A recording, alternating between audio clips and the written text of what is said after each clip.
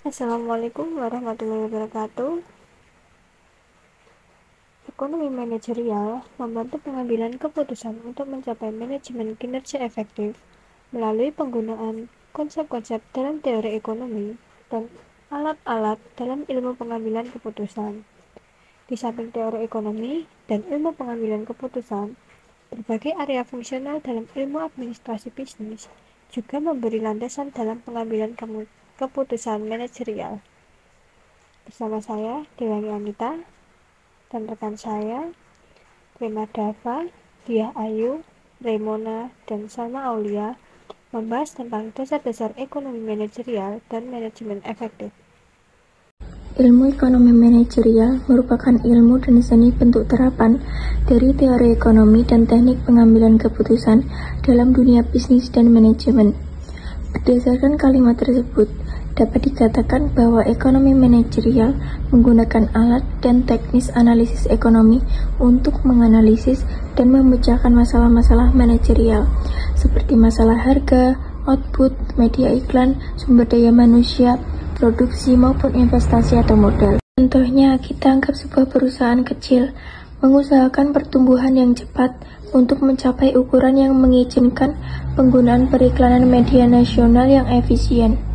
Pemimpin perusahaan tersebut dapat menggunakan ekonomi manajerial untuk mengidentifikasi strategi penetapan harga dan produksi yang akan membantu memenuhi tujuan jangka pendek ini secara cepat dan efektif, yaitu tujuan pertumbuhan perusahaan yang cepat.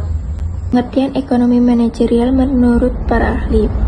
Sebenarnya sama saja pengertian ekonomi manajerial menurut beberapa para ahli tersebut, yang intinya teori ekonomi dan analisis pengambilan keputusan yang optimal. Ruang lingkup ekonomi manajerial. Ada beberapa ruang lingkup ekonomi manajerial, yaitu teori permintaan, perilaku konsumen, teori biaya, teori produksi, perkiraan permintaan pasar, perkiraan biaya, dan metode penetapan harga dan output di berbagai pasar.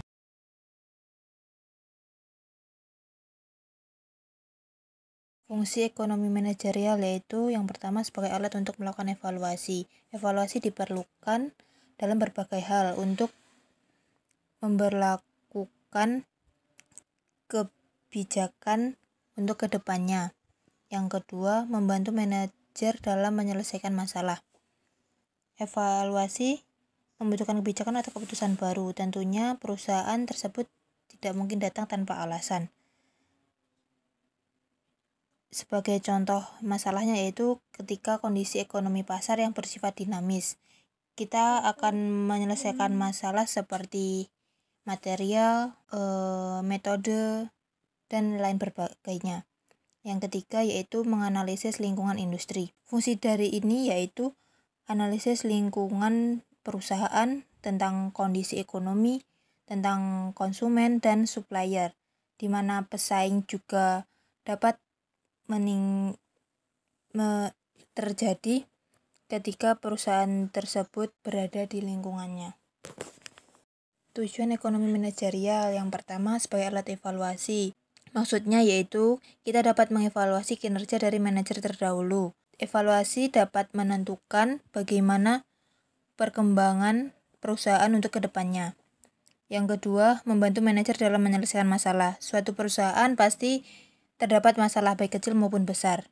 Dengan kita dapat menyelesaikan masalah dengan efisien, dengan ekonomi manajerial, kita dapat mengetahui bagaimana untuk kedepannya.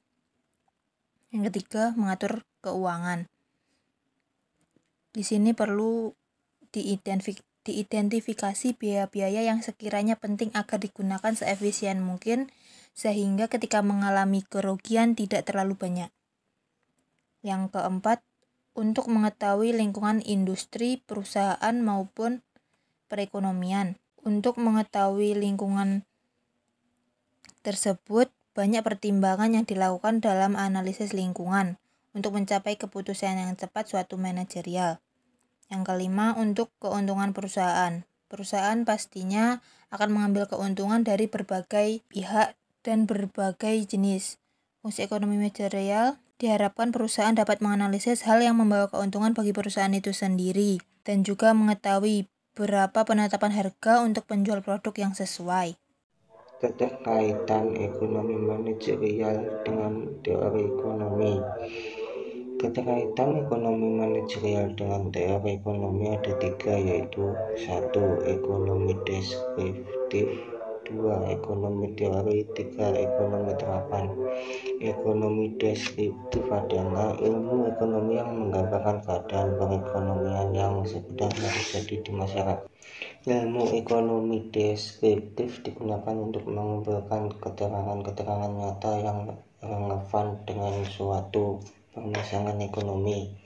Selain itu, ekonomi deskriptif juga diartikan sebagai pandangan yang menjelaskan tentang hubungan prediksi dari kondisi ekonomi yang akan terjadi dengan sifat-sifat ekonomi yang telah terwujud dalam kegiatan ekonomi sebelumnya, serta pengaruh yang mempengaruhi perubahan tersebut. Kedua, ekonomi teori.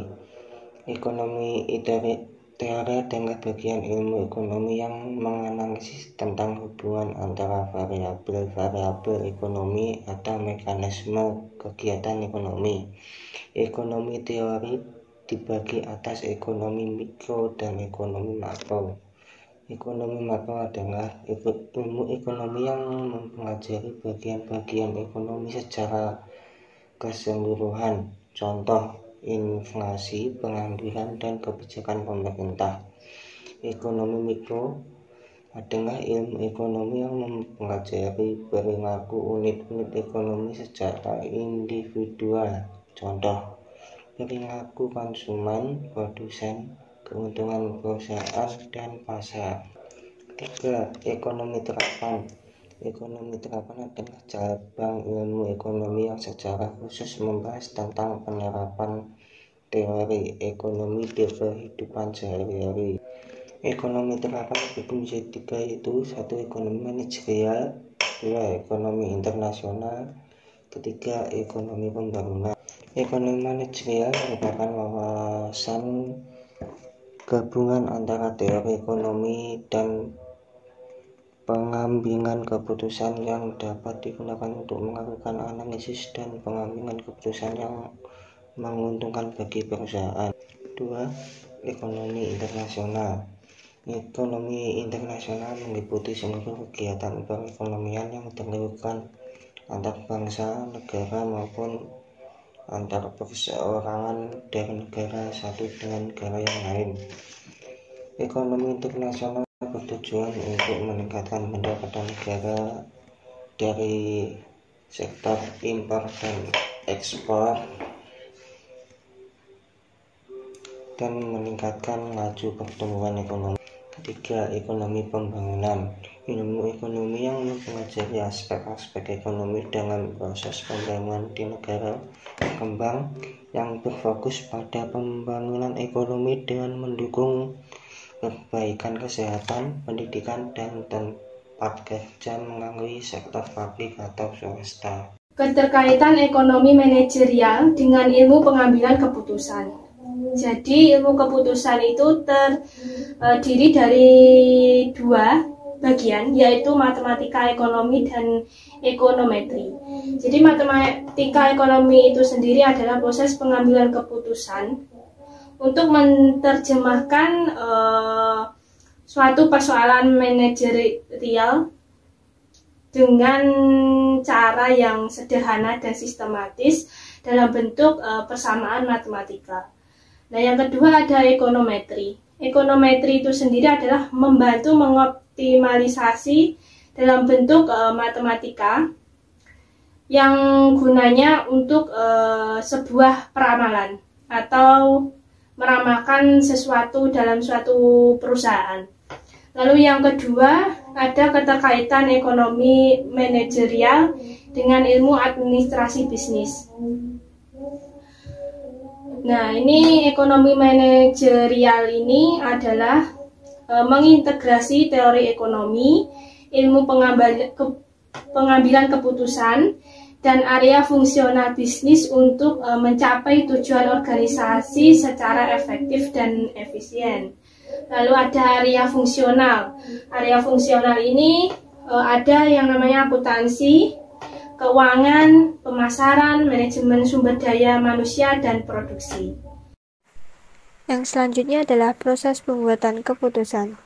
Lahirnya suatu keputusan tidak serta-merta berlangsung secara sederhana, sebab sebuah keputusan itu selalu saja lahir berdasarkan dari proses yang memakan waktu, tenaga, dan pikiran, hingga akhirnya terjadi suatu pengkristalan, dan lahirlah sebuah keputusan. Langkah-langkah proses pembuatan keputusan adalah sebagai berikut. Yang pertama, menetapkan tujuan perusahaan.